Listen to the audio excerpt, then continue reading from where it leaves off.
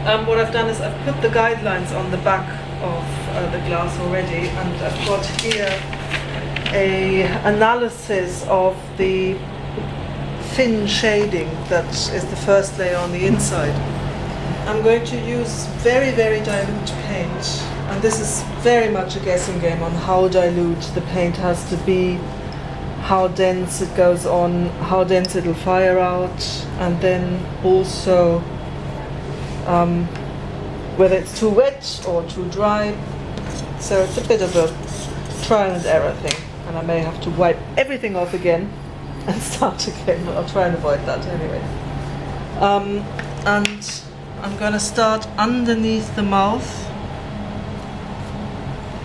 with that, and then roll this thing around underneath, and then I think I'll go for the cheekbones and the beard. I can clean up around the areas a little bit afterwards, so I'm not trying to be perfect here, just try to get it on without delay, because you know this is monumental painting. You don't hang about, you just put it on there and get on with it, because there are another 80 Ancestors of Christ to be painted this year. I'm just gonna put this edge on and whoa, flip, flip, flip. A bit too much maybe, but who cares. Right, and now I'm going to have to switch brushes. Obviously originally they would have used urine for this, and I think that works a little bit better in terms of fluidity and all that.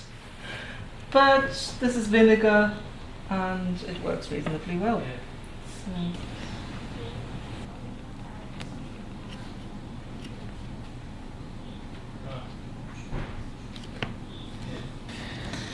Actually, you probably get a shock when I take it off the paper and you see how rough it looks. But this is not dissimilar to the medieval originals. They are surprisingly rough old things. And that's alright, because they are 20 meters height, so 60 foot above ground. You don't notice any of these extra textured lines. And in fact, I sometimes think that the extra texture adds richness to the paint. Nothing has to be perfect. And there you go. Now we'll take it off the paper and see where we are. Right.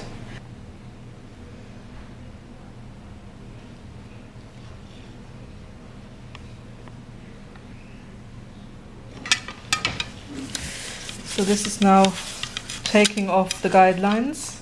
You can see the paint's coming off.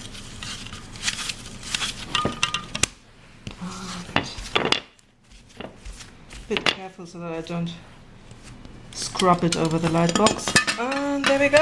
Now the advantage of having these slightly washy lines there is that you can decide where you really want the dense trace line to start and end. It gives you a little bit more variation in your line.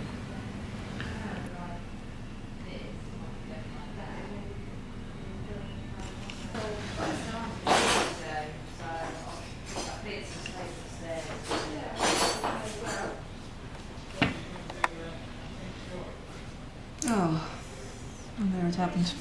Arr. Okay, well, I'm gonna have to make that work for us. Do you have a return date or anything in mind, or is it just...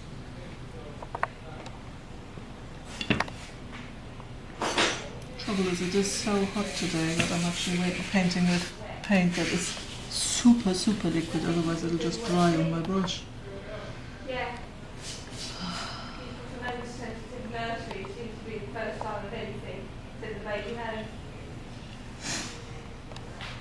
Well, I don't think they don't do it, but she said, oh, we have a course. I think they are, but they're building it up.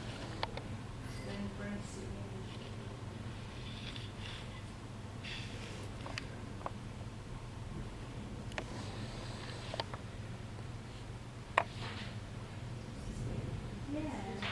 try and even it out as much as possible.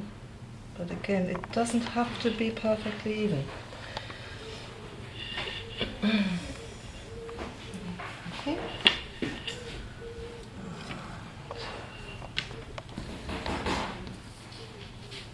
Yeah, and then when you give them about 5 minutes, and then just wipe it off again. They'll sweat, and then just wipe it again tomorrow. And then just about 5 minutes.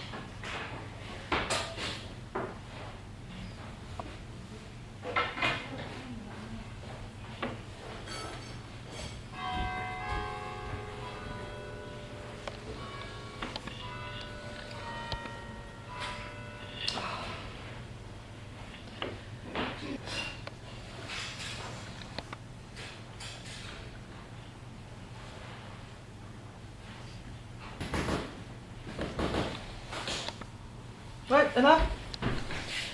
So all that needs now is a little bit of cleaning up to make the edges a bit smoother, but other than that, I'm leaving it like this. This will work incredibly well from a great distance.